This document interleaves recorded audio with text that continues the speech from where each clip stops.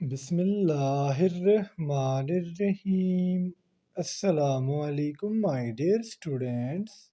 This is me, Bilal Ahmad, and you were watching my YouTube channel All Pak Forces. Students आज की video में इंशाल्लाह हम everyday science MCQs के part number 45 को discuss करेंगे। तो आप लोगों ने वीडियो के साथ एंड तक जुड़े रहना है और वीडियो को कहीं से भी स्किप नहीं करना। So without wasting any time, let's start the video.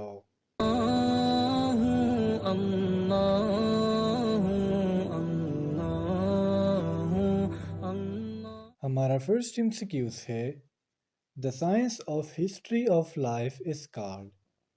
Basically students हम इस फील्ड को ये तो नहीं कह सकते कि साइंस का वो फील्ड है जिसमें हम हिस्ट्री ऑफ लाइफ को स्टडी कर सकते हैं, बल्कि हम सिंपली ये कह सकते हैं कि हमारे पास पैलियोंटोलॉजी है। यानी हम कहते हैं ना कि एक इंसान को इस ज़मीन पर आए हुए 4 बिलियन साल हो गए, ठीक है। ये मैं आपको लेट सपोज कह रहा हूँ।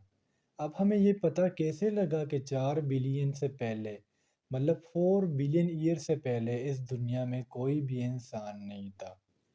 तो ये हम स्टडी करते हैं जब हम फॉसिल रिकॉर्ड को स्टडी करें।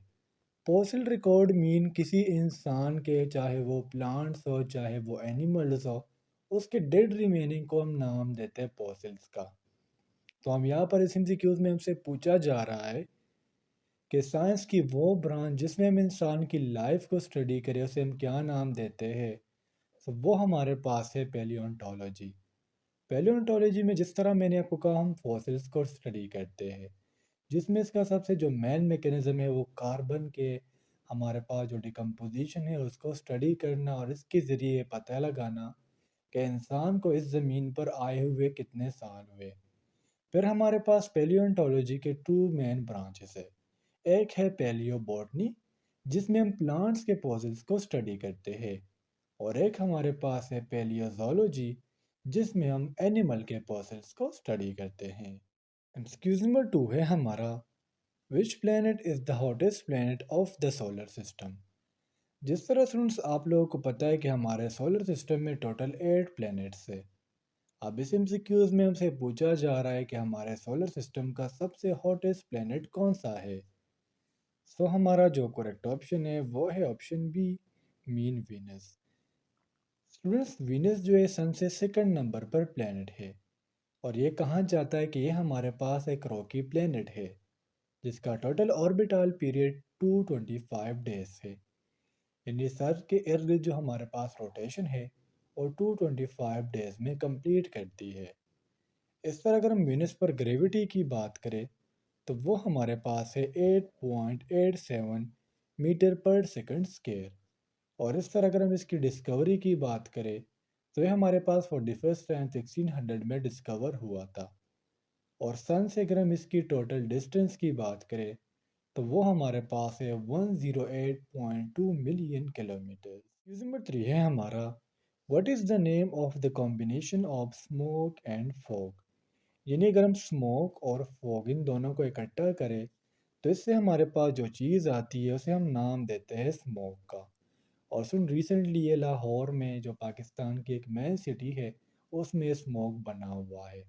इससे पहले ये स्मोक लंदन में बना हुआ था, और लंदन में इससे 12,000 लोगों की अमवात हुई थी।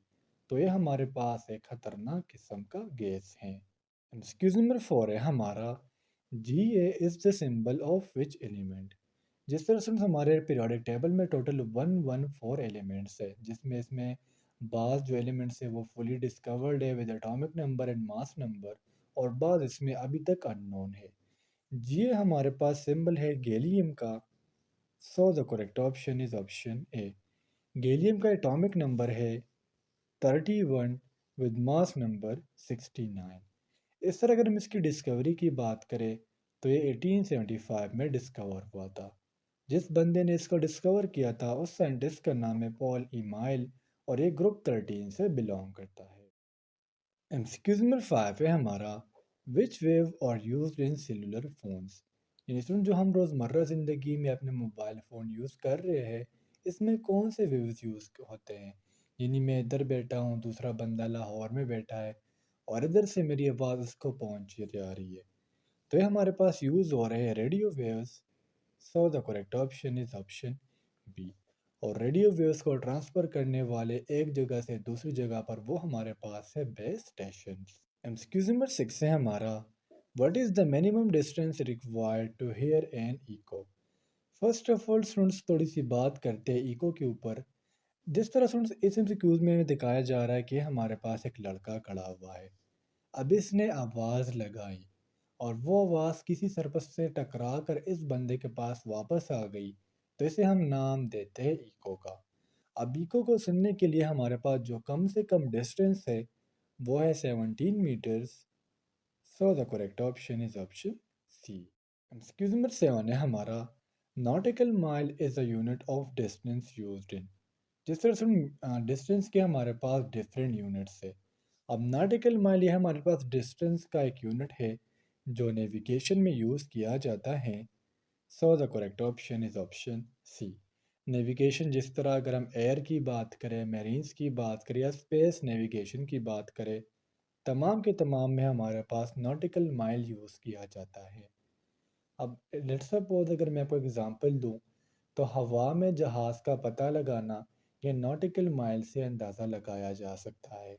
समंदर में जहाज़ का पता लगाना, शिप का पता लगाना, ये with the help of nautical mile किया जाता है। एक्सक्यूज नंबर 8 है हमारा, in an atomic nucleus neutrons and protons are held together bye.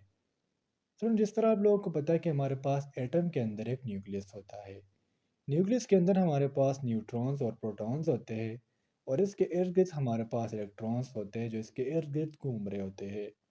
Neutrons पर हमारे पास कोई भी चार्ज नहीं होता, जबकि प्रोटॉन पर हमारे पास पॉजिटिव चार्ज और इलेक्ट्रॉन के ऊपर नेगेटिव चार्ज होता है। तो सिर्फ न्यूट्रॉन और प्रोटॉन को एक न्यूक्लियस में रखने के लिए हमारे पास एक्सचेंज ऑफ फोर्सेस होता है।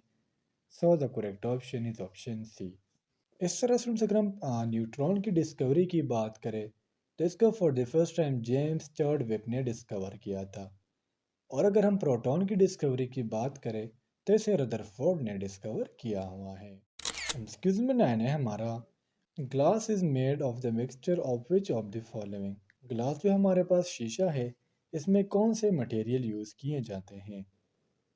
So the correct option is option B, mean sand and silicates. एक्सक्यूज में 10 है हमारा, hematite, magnetite, limonite and siderite are types of which mineral. ये हमारे पास चार टाइप्स है जो हमारे पास बेसिकली आयरन मिनरल के टाइप हैं। So the correct option is option B. अगर हम हेमाटाइट की बात करें, तो ये हमारे पास इसका जो फॉर्मूला है वो है Fe2O3। इस तरह अगर हम मैग्नीटाइट की बात करें, तो इसका हमारे पास फॉर्मूला है Fe2 plus plus Fe3 plus. इस तरह अगर हम लेमोनाइट की बात करें, तो ये हमारे पास मिक्सचर होता है आयरन ऑक्साइड का।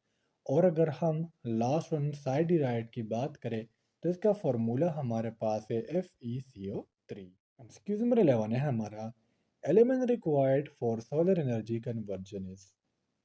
स्टूडेंट्स जिस तरह आप लोगों को पता है कि हमारे घरों के ऊपर सोलर जो पैनल्स होते हैं वो प्रेजेंट होते हैं, या ऐसे हम सिंपली सोलर मिरर्स का नाम भी देते हैं, जो सनलाइट की एनर्जी को कैप्चर करके इससे हमारे पास लाइट प्रोड्यूस करते हैं। अब सनलाइट से जब इसके ऊपर ये रोशनी हिट होती है, तो इसके लिए हमारे पास एक एलिमेंट रिक्वायर्ड होता है जो इस एनर्जी को एफिशिएंटली कन्वर्ट करता है। 100% मशीन तो नहीं हो सकता, लेकिन अगर सिलिकॉन ना हो, तो लेट्स सपोज अगर सूरज से रोशनी आ रही है, सिलिकॉन ना हो, तो शायद 20% एनर्जी बने। लेकिन अगर सिलिकॉन प्रेजेंट हो तो फिर 50% एनर्जी कन्वर्जन पॉसिबल है।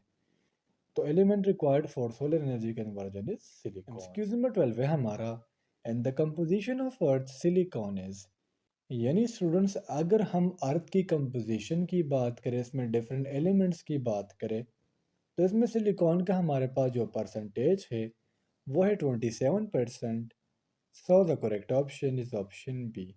अगर हम स्पेसिफिकली बात करें, तो सिलिकॉन की हमारे पास जो टोटल परसेंटेज है वो है 27.72%।